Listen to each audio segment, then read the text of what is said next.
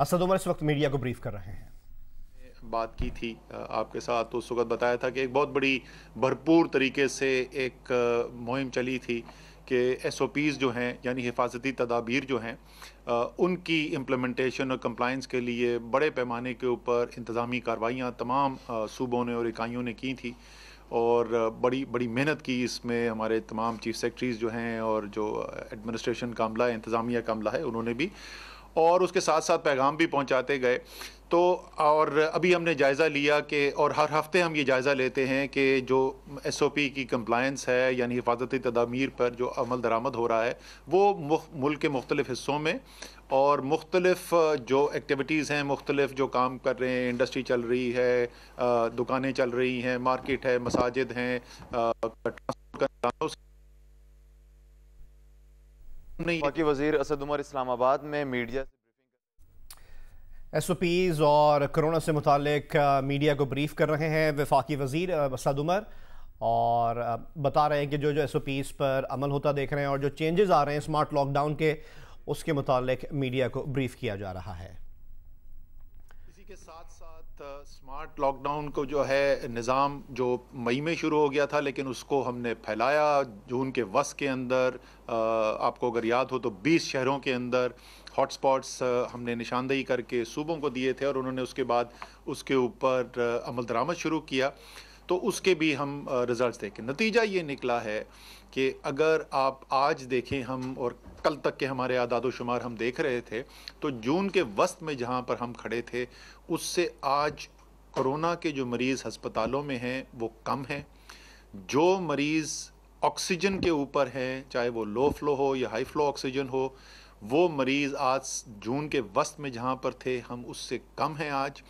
जो वेंटिलेटर्स, जो बहुत ज़्यादा शदीद बीमारी हो जाती है तो जिस मशीन पे उनको लगाना पड़ता है,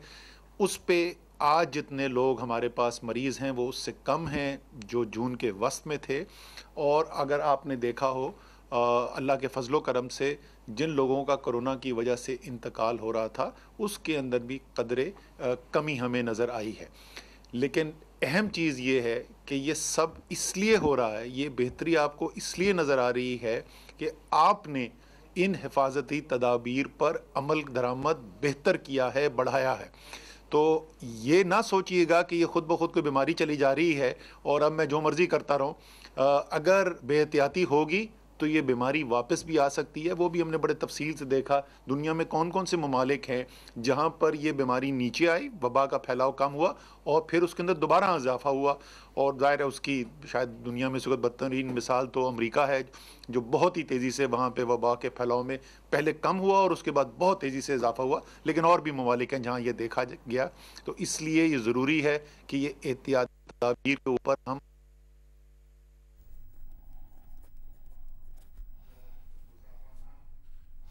वफाकी वज़ीर असद उमर मीडिया को ब्रीफ कर रहे हैं। उनका कहना था कि सूबों ने SOPs पर अमल करवाने के लिए अहम किरदार अदा किया है। उन्होंने ये भी बताया, कंपैरिजन दे रहे थे कि जून के वस्त से आज की जो सूरत हाल है कोरोना के मुतालिक,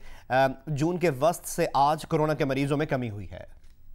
मियाँ ने बहुत मेहनत के साथ अमल दरामद कराने की कोशिश की है। अगर ऐसा ही जारी रहे, अगर आपको याद हो मैंने जून के वस्त में कहा था कि माहिरीन ये कह रहे हैं कि अगर हम हिफाजती तदाबीर को नहीं अपनाएंगे, अगर हम कोई इंतज़ामी कार्रवाइयाँ नहीं करेंगे,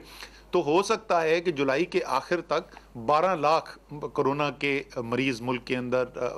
12 लाख लोगों को कोरोना का मर्ज लाक हो चुका हो। और साथ मैंने ये भी कहा था ये पेशन गोई नहीं है, ये सिर्फ हम ये बता रहे हैं कि अगर कोई हिफाजती तदाबीर ना हुई, इंतज़ामी कार्रवाई ना हुई, क्योंकि हिफाजती तदाबीर जो है उनके ऊपर अमल दरामद भी बेहतर हुआ है, इंतज़ामी कार्रवाई भी बहुत हुई है। उसकी वजह से अल्हम्दुलिल्लाह आज जहाँ पर हम खड़े हुए हैं, आज जब हमने तमाम माहिरीन से देखा, तो अगर हम इसी तरीके से चलते रहेंगे तो इंशाअल्लाह ताला जुलाई के आखिर तक ये तादाद जो है वो 4 लाख से भी कम होगी। तो यानी एक आप फ़र्क देख सकते हैं कि अगर हम हिफाजती तदाबीर को अपनाएं, संजीदगी से डॉक्टरों के मशवरे के ऊपर अमल दरामद करें, तो उस सूरत हाल में और उस सूरत हाल में जिसके अंदर हम ये सब काम ना कर रहे हों और हम बेहतियाती कर रहे हों, तो कितना बड़ा फ़र्क आ सकता है। तो ये दोबारा मैं दोहराऊंगा, ये आपके और हम सब के इख्तियार के अंदर है कि इस मर्ज़ से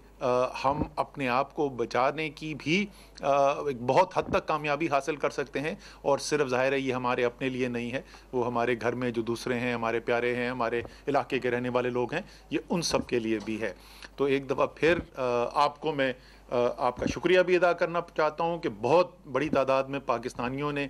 इन अहकामात के ऊपर, डॉक्टर्स के मशवरे के ऊपर अमल किया, और यही उम्मीद रखता हूँ कि आइंदा इससे भी बेहतरी होगी, क्योंकि अब हम देख चुके हैं कि जब इसके ऊपर अमल करते हैं तो उससे हालात बेहतर हो जाते हैं। आखिरी चीज़ सिर्फ मैं ये कहूँगा कि ये मजमूई तौर पे मैंने पाकिस्तान को आपकी सूरत हाल बताई है, लेकिन सिर्फ एक इस वक्त इलाका ऐसा है जहाँ पर हमें इतनी बेहतरी नज़र नहीं आ रही है, और वो सिंध है, ख़ुसूसी तौर पे कराची है। आज भी सुबह हमारी मीटिंग हुई चीफ सेक्रेटरी सिंध के साथ और हेल्थ मिनिस्टर सिंध की डॉक्टर अज़रा पेचियो के साथ। उन्होंने भी, उनके जहन में कोई ख्यालात हैं कि किस तरीके से हमें आगे काम करना चाहिए, हमारे जहन में भी है। आज मैंने इनसे NCOC के लोग, टीम जो है, उनसे दरख्वास्त की है मज़ीद इस पे काम करके आज शाम को हम फिर मिलेंगे और किस तरीके से बेहतरी से काम किया जा सकता है सिंध के अंदर, बिलखुसूस कराची के अंदर, उसके ऊपर भी करेंगे, ताकि जिस तरीके से बाकी तमाम मुल्क के अंदर हमें बेहतरी नज़र आ रही है, इसी तरीके से पाकिस्तान का सबसे बड़ा शहर है और सिंध एक हमारा बहुत अहम सूबा है, वहाँ पर भी इंशाअल्लाह ताला हमें आगे बेहतरी नज़र आए। बहुत बहुत